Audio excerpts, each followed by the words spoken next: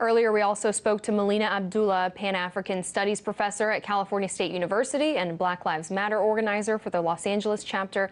For her, the relations between law enforcement and African-American communities remain strained, but she thinks important progress has been made. Take a listen. I think the relationships continue to be extremely strained, and the way in which police treat Black communities continues to be extremely oppressive. So they occupy our communities as if we're at war. They treat us as if we're enemy combatants rather than residents of this country that they're supposed to be protecting and serving. So they continue to be very strained. One of the things that's changed, however, since August 9th of 2014 is that the people are recognizing our own power.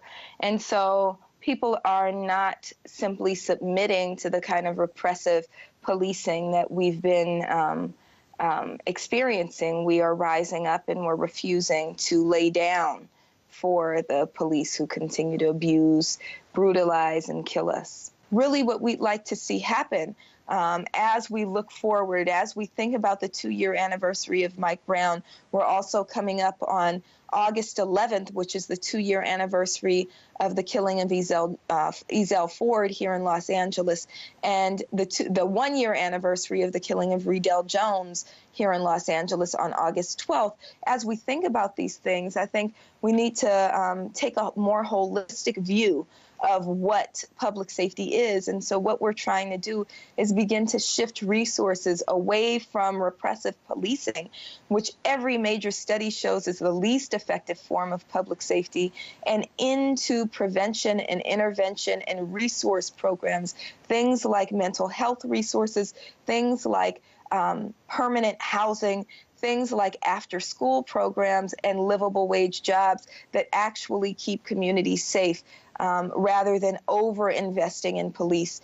Most major cities are now spending upwards of 50% of the city budget on police, and that is simply a waste and misuse of taxpayer dollars. For joining us.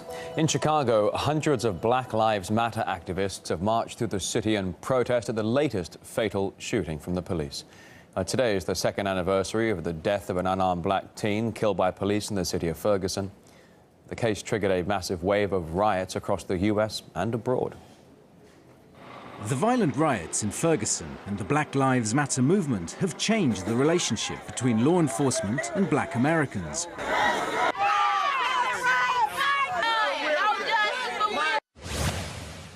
With the staggering number of deaths of black men at the hands of police, many African Americans say they distrust or fear law enforcement. To come out here, my heart is racing. In one recent case, a woman called 911 after being pulled over, saying she was afraid of what the officer might do. Police also feel under threat after 5 officers were shot dead in Dallas by a man who was reportedly angry over police killings of black men.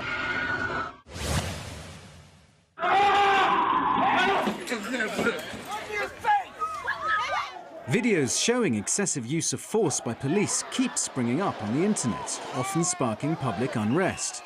Many such clips are filmed by the officers themselves, since they are now instructed to wear body cameras.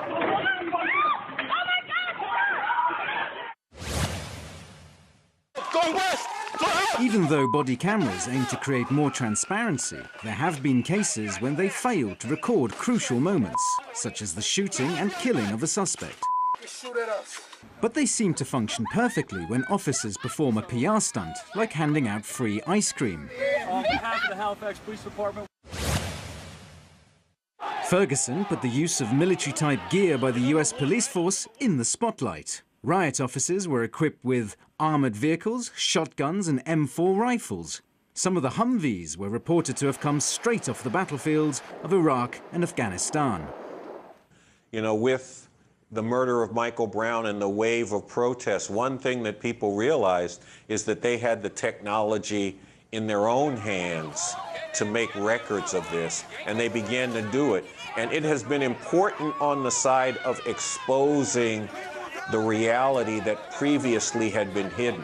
The body cameras have made no difference at all, and there are a couple of reasons for that. Police shot an 18-year-old young black man, and there is video of the chase of him climbing over a fence, but there is no video of the actual shooting, and that's because the body cameras mysteriously did not work.